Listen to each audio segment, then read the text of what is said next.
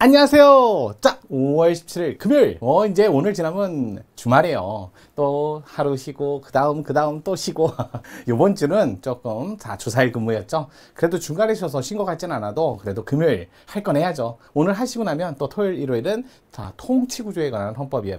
자, 매일매일 습관처럼 이것도 쌓이고 쌓이면 무섭습니다. 저도 1년, 2년, 3년 계속 쭉 여러분의 합격과 물론 3년씩 여러분이 저를 봐서는 안 되겠지만 그래도 그 이후에도 저는 계속 합니다. 여러분들이 계속 참여해 주시고, 자, 오늘은 1일째, 2일째, 3일째 좋습니다. 계속 가셔야죠. 그럼 5월 17일 금요일 매일헌법 바로 시작해 보겠습니다. 스타트! 자, 24년 4월 달에 있었던 국회 제8급 자, 재산권에 관한 문제 살펴볼게요. 23조 재산권. 자, 분명히 재산권은 기본권이다. 이거 왜 자유권적 기본권의 마지막이 재산권이었을까요? 이렇게 한번 생각해 볼게요. 여러분들 자유라는 거 좋지요. 자연법상에서 넘어온 자유. 자, 그러면 국가에서 만든 의제적 법률에 근거한 자유는 아니죠. 자연법의 자유인데요. 솔직히 현대사회에서 자유란 실질적으로 실현되고 보장받으려면 아무래도 재산, 요게 필요한 거죠. 그래서 여러분들은 알고 있을 거예요. 제1차 산업혁명 이후에 재산을 많이 보유한 신흥 세력들이 결국 자유를 본격적으로 누리게 됐고, 그런 자유를 누리기 위해서는 재산을 차지해야 되는데 재산을 차지 못한, 한마디로 프로레타리아 이렇게 얘기하죠. 그분들이 자유를 보장받지 못했어요. 결국 그분들의 자유를 보장받기 위해서는 많이 버는 사람들의 재산을 뺏어다가 적게 버는 사람들한테 재분배, 이게 바로 사회적 기본권이죠. 결국 재산권에 근거한 자유를 인정하다 보니까 그 재산을 가지지 못한 사람들의 자유를 보장받기 위해서 이런 자유주의, 한마디로 시장경제 요거하고 충돌하게 나타난 게 바로 마르크시즘이었어요. 공동생산, 공동분배. 자, 이런 경제적 사조에 따라서 그게 정치적 사조로 발전해서 공산주의 이런 개념이 발전한 거죠. 마르크시즘 자체가 공산주의하고 바로 연결되는 건 아니에요. 연결 과정이 뭐는 있지만 저는 법적으로만 논의할게요. 자유권이라는 것 자체가 재산을 떠나서는 솔직히 말해서 현대사회에서는 큰 의미를 갖진 못한다는 거예요. 솔직히 돈 없이 자유를 가질래? 아니면 자유는 없어도 돈을 많이 가질래? 둘 중에 하나만 선택해야 된다면 저는 자유는 조금 제한받더라도 돈을 많이 갖는 쪽을 선택하겠어요. 돈이 없이 자유라는 거 솔직히 현대사회에서는 아무래도 힘들지 않을까요? 그래서 자유권적 기본권의 마지막이 재산권이라는 거예요. 그러고선 이 재산권을 어떻게 한다? 사회에 재분배하는 거, 바로 이게 사회적 기본권이죠. 그래서 사회적 기본권에서는 재분배라는 개념이에요. 자, 결국 사회 공동체 모든 사람에게 기본적인 자유, 기본적인 재산권을 누리게 한다면 자유도 어느 정도 갖춰진다는 그런 개념에서 시작했다라고 보시면 돼요. 그래서 자유권적 기본권의 맨 마지막이 재산권이에요. 그러면 이 재산권은 또 그 사회, 그 나라, 그 시대에 따라서 조금씩 달라진다는 거예요. 고조선 시대는 패총 이것도 재산이 될 수 있었잖아요. 물물교환하면서. 쉽게 얘기해서 재산권의 개념은 그 시대에 사는 사람들이 정해야 된다는 거예요. 그래서 누가 정한다? 그 시대에 사는 국민들이, 주권자가 정해야 되는데 주권자가 다 정할 수는 없잖아요. 그래서 대표, 국회에서 뭐로? 법률로. 자, 그 시대에 사는 사람들이 법률로 정해라. 재산권을 정해라. 라고 해서 23조 1항의 법률이라는 개념이 나온 거예요. 그럼 이 법률은요, 정하라고 했지 제한을 하는 게 아니잖아요. 형성입법이다. 자, 그러면 형성입법을 하는데 재산권이 절대적 개념인가요? 상대적 개념인가요? 자, 상대적 개념.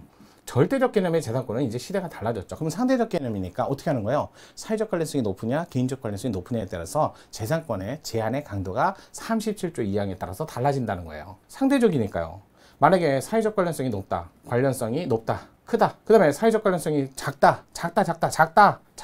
다시 말해서 개인적 관련성이 높은 거죠. 여기는 어떻게 돼요? 사회적 관련성이 크다. 다시 말해서 개인 관련성은 작다는 거죠. 관련성은 작다. 자, 그러면 사회적 관련성이 크다, 작다 어떻게 따질까요? 우리나라에서는 토지. 그것도 토지 중에서도 농지. 이거 사회적 관련성이 높습니다. 거기다 주택, 건물 중에서도 상업용 건물, 그보다도 주택 건물. 이런 게 사회적 관련성이 높은 거예요. 또, 동물. 우리나라에서, 물론 토지, 농지도 중요하지만 동식물, 천연기념물 보는 사람 거예요? 아니에요. 사회적 관련성이 높아요. 이런 것들은 우리 사회적 관련성이 높은 걸로 보시면 돼요. 자, 그에 반해서 개인적 관련성이 높은 거예요. 개인 저축 같은 거, 이런 것들은 개인적 관련성이 높은 거죠.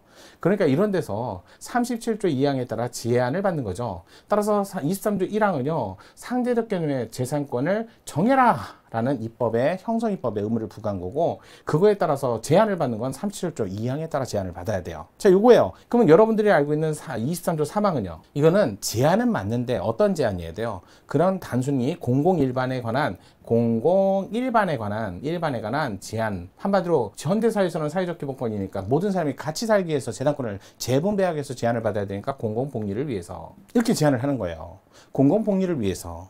근데 단지 공공복리가 아니라 공공필요라는 목적, 공공복리보다 더한 필요성. 그래서 그걸 공공필요. 그래서 공공복리보다도 공공필요는 좁은 개념이에요. 엄격한 개념이라는 뜻이에요. 엄격한 좁은 개념. 그러면 뭐예요? 공공필요에 따라 재산권을 박탈할 수 있어요. 제한이 아니라 뭐다? 이건 박탈이 가능하다니까? 제한보다도 박탈이 가능해요. 그러면 공익을 위해서 특정인의 재산을 박탈했다. 이게 특별희생이잖아요. 그러면 특별희생이 됐으니까 이 사람에 대한 희생에 대한 돈. 이걸 우리는 손실보상금이라고 하죠. 여기까지 어떻게 해야 돼요? 법률로 정해야 돼요. 그럼 우리가 알고는 23조 1항상의 법률과 3항상의 법률은 다르겠네요.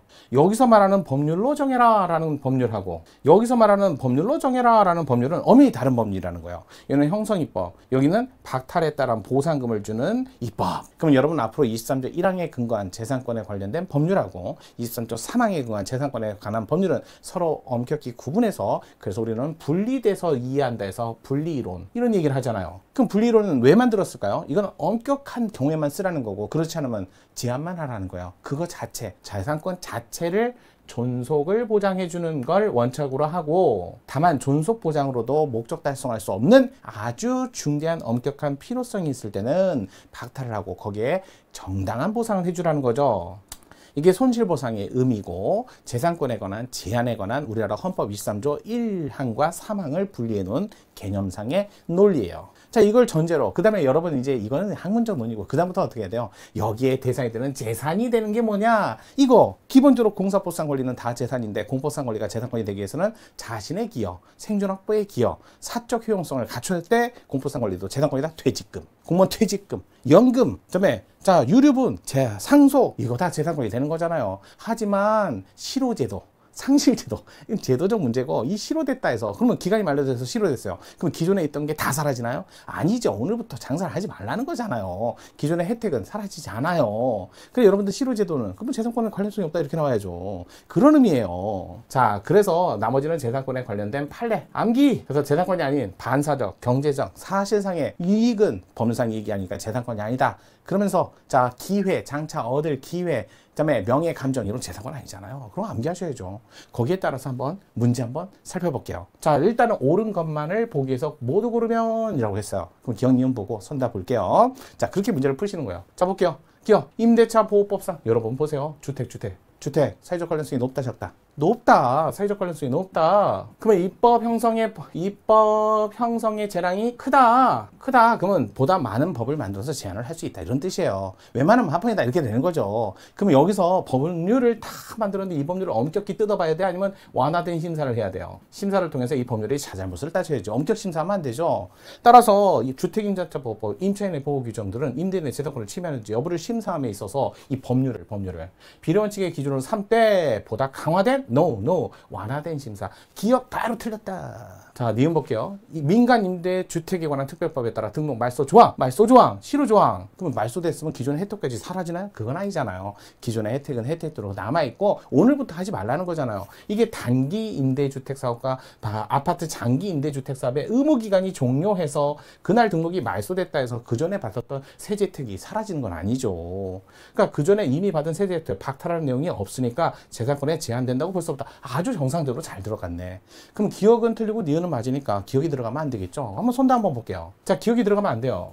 니은은 꼭 들어가야 되는데 디귿은 들어가 있어요. 그러면 리을 미을 중에 하나만 찾으면 바로 정답이 나오겠네요. 리을 볼게요. 거주자가 건물을 신축하고 그 신축한 건물의 취득일로부터 5년 이내 해당 건물에 양도하는 경우에 환산가액의 그 취득가액을 하는 경우 양도세 결정세액에 대해서 가산세를 부과하도록 하는 5년의 경우를 충분히 유예를 해줬잖아요. 이게 왜 침해를 해요? 침해하지 않는다. 그러면 리을이 들어가면 안 되네. 그럼 정답은 3번. 그러면 리을도 몰랐다. 그러면 미음 볼게요. 공무원 연금법상 19세 미만 자녀 아직 미성년이잖아요. 그러면 앞으로 앞으로 이 사람은 교육받고 그다음에 학교 교육 해야 되고 성년으로 자랄 때까지 취업도 못하니 제대로 못하니까 퇴직연금 유족이에요. 유족. 퇴직 유족연금 돌아가셨어요. 받을 분이. 그럼 이분들 교육을 받거나 또는 어찌됐든 생계를 유지해야 되니까 퇴직 유족연금 자 그 일시금을 선택할 수 있게 하고 또 그 금액을 다른 유족과 동일한 계산 방식에 있도록 하는 거. 이게 왜 침해예요? 이거는 당연히 해줘야지. 그러면 미음도 틀렸고 리을도 틀렸고 그러면 뭐 모르겠으면 리을 모르겠으면 미음도 틀렸으니까 이거 들어가면 안 되니까 여기는 들어가면 안 되니까 니은 디귿 이렇게 나오는 거죠.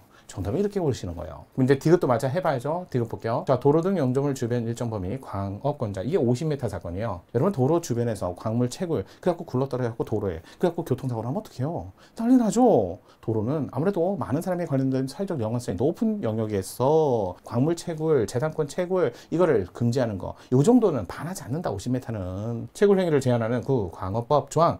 헌법 23조가 저는 재산권에 대한 사회적 제약의 범위 내에서 광업권을 제한한 것으로서 과잉금 정책에 위배되지 않고 재산권의 본질적 내용도 침해하지 않은 것이어서 광업권자 재산권을 침해하지 않는다. 많은 질문. 자, 이런 식으로 해갖고 여러분들이 기본적인 조문 이해하시고 판례까지 암기하시고 요거 자 전부 다 최근 판례요. 잘 정리하시고요. 자, 앞으로도 계속 나올 것 같습니다. 자, 오늘 금요일 마지막 일주일의 마지막을 우리 기본권 중에 재산권 그것도 자유권자 기본권의 막내 재산권 살펴봤습니다. 자, 우리 내일은 통치구조고요. 토요일 일요일은 다시 월요일로 돌아가서 총론 기본권 살펴보도록 할게요. 자, 주말 잘 정리하세요. 매일매일 헌법 정인영이었습니다.